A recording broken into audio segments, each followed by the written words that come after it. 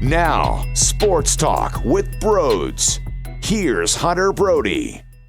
What's up, everyone? The game is inching closer and closer. Before you know it, it will be late afternoon on Sunday at the Link, and both squads are running out of the tunnel. There's so much to discuss now that news is breaking about Dak Prescott. What is he going to be like at game time? How serious are the injuries? Yes, I'm adding an S to injury because he had the finger problem. Now he has the shoulder problem, and he even has the backup taking first-team reps in practice. Now, when the news first broke, I thought it was all smokescreen. I thought it was all crap. They're just trying to mess with the Eagles' mind. Now I'm starting to lean towards, I think that there's a problem there, but I don't think it's going to be anything to, one, keep him off the field. Actually, I know it's not going to keep him off the field, but I don't think it's going to be as big of a problem as the storylines make it out to be. Of course, as a writer, as a journalist, you're going to make that headline pop. Dak Prescott is going through injury. He's not practicing. There's definitely something there. Let's be real. I think that there's a problem. Dak Prescott is a warrior. I personally really like him. From a character standpoint, from an athlete's perspective, I think he's a phenomenal player. I don't think he's someone who's just going to sit out heading into a big game like this. If he's willing to practice, if he wasn't sore and he wasn't feeling pain, he would be taking the first team reps in practice. I think all football fans know what type of guy Dak Prescott is, and they can all agree with that statement that he would be out there practicing if he could be. So I don't think it's so much a smokescreen anymore. I just think the headlines are making it more of a story than it really is. Maybe I'm wrong. Maybe he goes out there and after one quarter, we can see the difference in his throwing, and we can see that he's off and not really spot on, and you can see that he's being bothered by it. Maybe that happens. But going into this game, I'm not believing it until I see it. I think he's going to fight through the pain. He's going to take the pills. He's going to get shot up. He's not going to feel it, and he's going to go out there and battle with his teammates. So I don't really think it's going to play a factor. We'll see how that plays out. Before we dive more into this, I need to let you know about the promo code BROADS that can save you money. If you use that promo code at SeatGeek's checkout, you get $20 off of the tickets that you buy when going to a game or a concert. You can buy any tickets using SeatGeek, and you get $20 off. That's parking, that's beer, that's food. It's a no-brainer to use the promo code BROADS today. But when I look at the offense of the Cowboys, they're 7-7 for a reason, right? Both teams are 7-7 for a reason. I do need to clarify. It's not as if these teams are filled with success all season long. They're both mediocre. The Cowboys are coming off of a beatdown. They beat down their opponent. They destroyed the Rams. So they're feeling good. But we can't overreact to that one game and say that's what the Cowboys are. That's their identity. Because, as stated, they are 7-7 for a reason. They had stinkers. They had bad games on the road. They struggled on the road against teams that they should demolish. So, at the end of the day, I understand that there's some positives from Cowboys fans' mindsets when it comes to that Rams game, but that's not their season. That's not who they are. I think they were also surprised that it went that way because going into the game, they lost so many games in a row, and the Rams were playing hot. That's just crazy in how the NFL works at times. But when you look at their offense and with the way Dak Prescott has been playing, and you look at their receivers, Amari Cooper and Gallup are going to have over 1,000 yards this season. The Eagles are working with Greg Ward. One receiver. I mean, that's a huge difference. And then you factor in they have Zeke, and they have a second running back. And they have Witten, who is definitely not some offensive beast, but he is a very serviceable tight end, a tough tight end when it comes to blocking, and he's someone who can catch the football. He's not a joke. He's nowhere near where he once was, but, I mean, he's definitely a guy who can make a play out there. He's experienced. Their weapons offensively are 3 million times more impressive than what the Eagles are throwing out there. And I know they have Zach Ertz and Miles Sanders, but all around, when you package up their entire offensive weapons, it's not even close. And then you factor in who they're going up against. Ronald Darby and Jalen Mills, and Jim Schwartz's scheme that seems to get abused by Ezekiel Elliot and the Cowboys. Jason Garrett is 5-2 against Doug Pederson. 7-2 at the Link, which is crazy to think about. He has so much success at the Link. Now, we talk about how important it is to have a better head coach than the Cowboys, and we talk about how bad Jason Garrett is, and I wouldn't say we talk about how great Doug Pederson is, because I think we've all questioned him this season pretty much all season long, let's be real. But going into this game, I think a lot of people would say Doug Pederson is a smarter head coach than Jason Garrett. Well, then how come he keeps losing to Jason Garrett? How come Jason Garrett keeps coming to Philadelphia and winning? They swept us last year. I don't know. But Jim Schwartz's scheme hasn't been very efficient against Zeke. It's a really tough position to be in. Now, knowing Dak's injury problem, I will lean heavily into stopping the run and forcing him to beat you at the pass. Originally, before the injury news came out, I didn't know how effective that would be. How many times have we watched Amari Cooper abuse this secondary? How many times have we seen Dak Prescott connect to Amari Cooper for a big play? How many chunk plays have these corners allowed all season long? Way too many. So, taking away the run and forcing Dak to beat the outside guys, I thought that was a recipe for a disaster as well. Just as much as allowing them to run on the Eagles all game long. They were both bad options, but that's your two options, essentially. But with the injury and the pain that he will be playing through, or maybe not, he won't even feel it. Who knows? We don't know. We don't know the extent of the injury. That's the thing. But knowing there is at least something there that's holding him off the field, you're going to have to test him. You're going to have to force him to beat you that way, because you definitely can't allow Zeke to run. You can't allow their backs to get going. And if their run game gets going, then there goes the play-action plays, which will really abuse this secondary, and players will sneak by Darby and Mills left and right. Avonte Maddox will get beat. Rasul Douglas will get torched. I always mention how when I think of things logically and I break it down X's and O's, that's what makes me feel the way that I feel.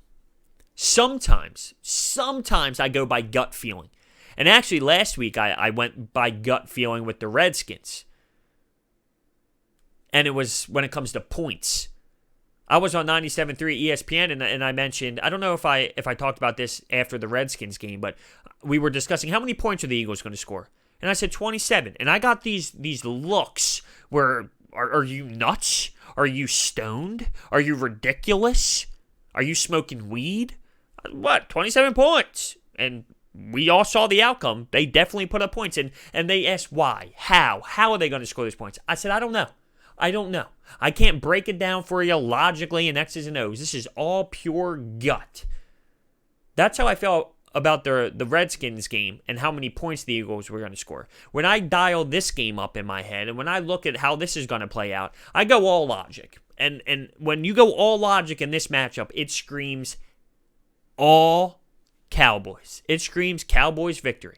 Now, the line is sitting at Eagles plus 1.5 at this moment. That tells you it's going to be close. That tells you it's going to be a close game. The money's starting to come back towards the Eagles' direction since the Dak Prescott news came out, which could be public betting on them, hearing about the news. The way the Eagles are going to have to get going offensively is utilize Miles Sanders. Obviously, utilize the tight ends. And when you look at the Dallas Cowboys defense, they're not great in coverage with their linebackers.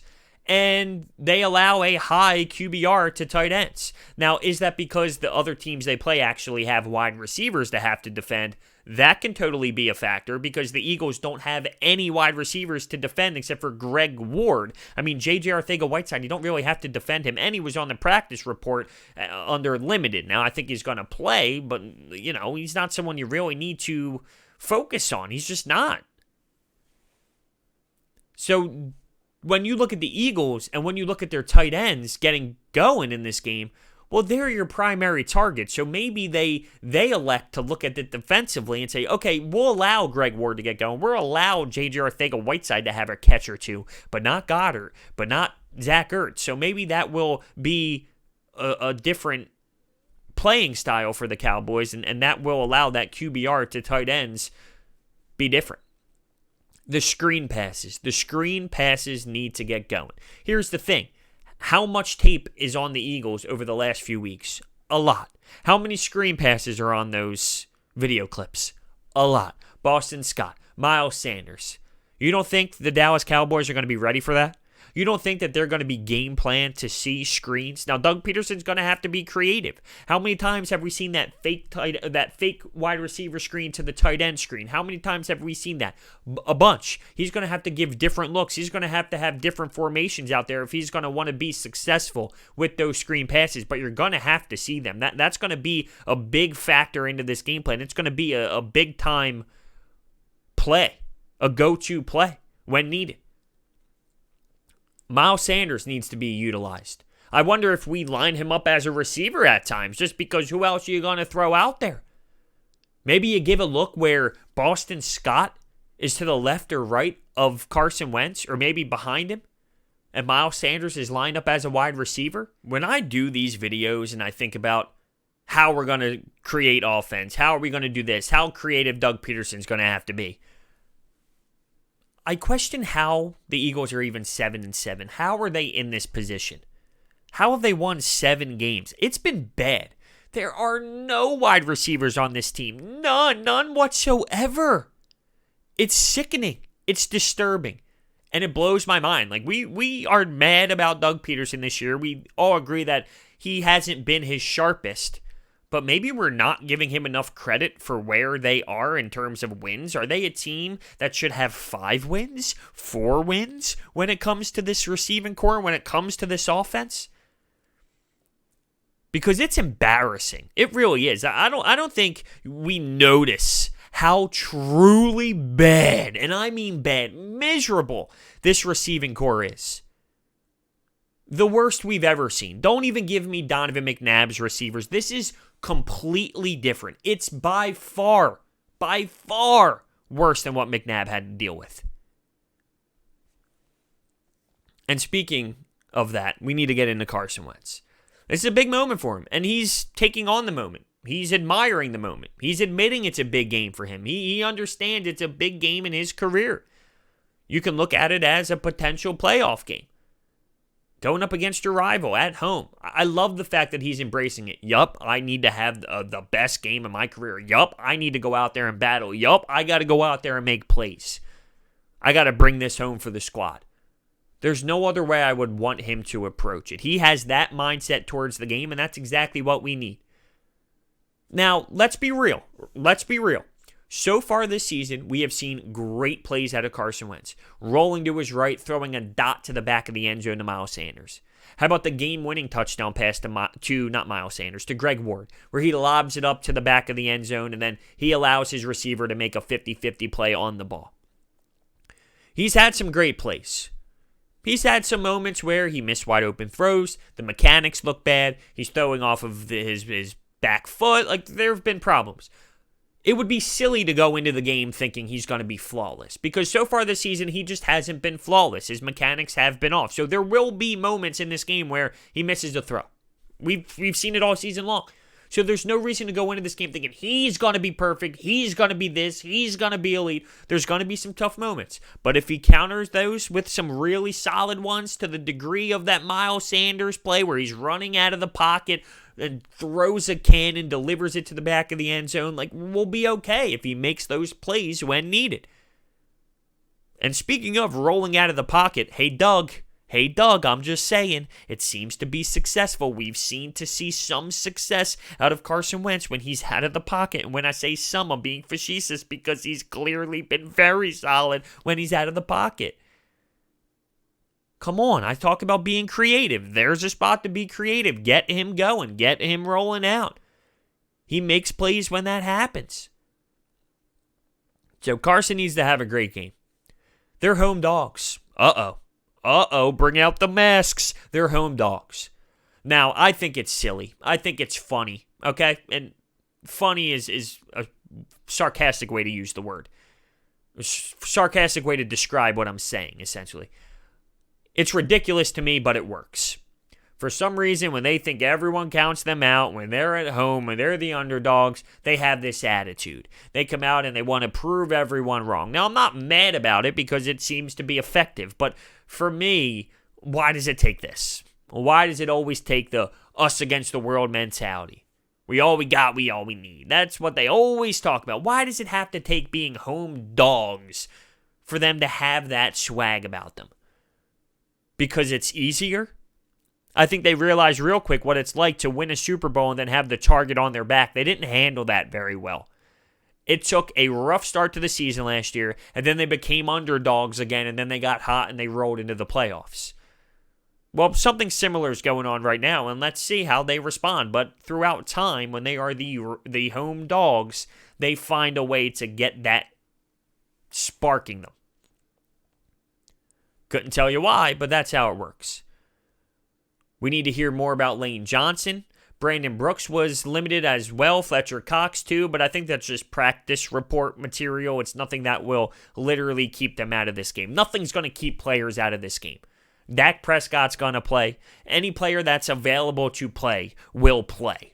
They will battle through injuries. They will play. I mean, this is a playoff game, essentially. At the end of the day, for both teams, this is a playoff game. If the Cowboys win, they're in. If the Eagles win, they need to beat the Giants, who are going to be resting all their players so nothing bad happens to them at the end of the season. This is it. This is for the marbles. This is for the NFC East. It's going to take losing a leg for some of these guys to not be out there on the field. It will be a hostile environment for the Dallas Cowboys, as long as it's not 14-0 6 minutes in. If they find a way to go up 14-0, I'm talking about the Cowboys, like they did last game. If the Eagles fumble, if the Eagles turn the ball over left and right, it's going to be a problem. It's going to be a problem. That will take the energy right out of the crowd. A bad start, the Cowboys going down and scoring early, those type of things, that will kill momentum. But if the Eagles get after, if the Eagles create energy early, well, it's going to be a very hostile environment for that Dallas Cowboys team. And I talk about turnovers. Carson Wentz puts the ball on the floor too much. Dak Prescott also throws a ton of interceptions. Now, I don't believe in this secondary to come up with turnovers. I've seen so many times this season them have the ability to pick off a ball and they don't. And it falls. And that's the standard conversation of them being on the defensive side of the ball for a reason. Ha ha ha. They're not wide receivers for a reason. Ha ha ha. But still, I mean, come on, catch a damn football. I don't think Mills and Darby and McLeod are going to be picking off Dak Prescott. I hope I'm wrong. Dak does throw interceptions, but this secondary doesn't catch the ball. They don't pick the ball off at all. It would be nice for our defensive line to get going. It would be nice for Fletcher Cox to get in the mix to hit Dak Prescott, to make him feel uncomfortable, to make him feel nervous when he drops back. It would be nice for the defensive line to actually get pressure. That will help Jim Schwartz. That will help this secondary and this defense. They're going to have a better game than they had in Washington. That's for sure. Oh my God, yeah. They're going to have a way better game than they had in Washington. It's kind of embarrassing to think about the game that they had, to be honest with you. For them to get no hits on Dwayne Haskins, let's go now. No sacks on Dwayne Haskins, let's go now. Let's go. They're going up against a good line. Not their greatest line ever, but a good line. Speaking of Fletcher Cox, Pro Bowl, really? That's why to me the Pro Bowl is an absolute joke. Fletcher Cox has had a bad season. Jason Kelce, really? He's had a bad season. The Pro Bowl was all about the name to me. Oh, people are voting guys in. It's such crap. I can't believe that there's value in how many Pro Bowls people make. Half the guys who make it don't even play in it because they're still in the playoffs or they're going to the Super Bowl. Stop it with the Pro Bowl nominations. To me, it means nothing. The long snapper. Whoop-de-doo, the long snapper. How do they judge that? How do they figure out who's the best long snapper? Whatever. I don't care about the Pro Bowl. I don't.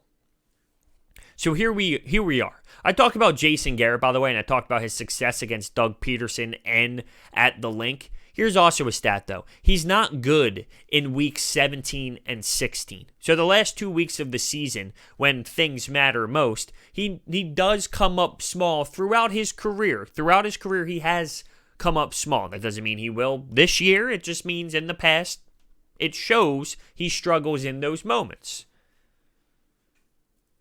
I'm super excited for it. I haven't felt this way about an Eagles game in a while. I will have the butterflies. I will feel intense throughout the game. I will have anxiety throughout the game, which is good, though. I mean, I need that. I need that feeling. And I want to see this team finally win. It seems like the Cowboys have their number. It seems as if the Cowboys are a better team. Statistically, on paper, they're a better team. They have better weapons. I think they have a stronger defense. The only place they're lacking is head coach. So we think. But when they face each other, it seems to be all Jason Garrett. So it's a weird dynamic here. But the spread tells me it's going to be close. The home environment is going to be very hostile. The team is going to play the home dog card. There's a lot to dissect. And Dak Prescott being injured or not injured or playing through pain. Maybe there is no pain. It's going to affect his accuracy. Maybe. Is the finger going to be a problem? We talk about the weather here in Philadelphia. I believe it's going to be in the mid-40s, so it's not going to be freezing cold. It's not going to be hot either. But as the night goes on, it's a 4 o'clock game, right? It's a later afternoon game. As the game goes on, it will drop in temperature. He's got a problem with that finger. As it gets colder, as he's out there, will he lose grip on the ball? And then add the pain. What if he can't go? What if it's the second quarter, third quarter, he gets hit once or twice, coach, I can't go, and they got to throw in a backup? No, I don't think that's going to happen, but I'm just saying, what if? I mean, how does that change everything? It does completely. We'll see. It's going to be unbelievable. It's going to be an unbelievable night down at the Link. In terms of the anticipation, the tailgating, the screaming. Hopefully we don't hear boos at halftime. If we do, it's going to be louder than that Giants game because it was so loud in that Giants game. And guess what? There were half the stadium filled. There were half of the fans there. Let me know what you think down below. Thank you so much for watching. Hit that thumbs up button, subscribe, and I will see you next time.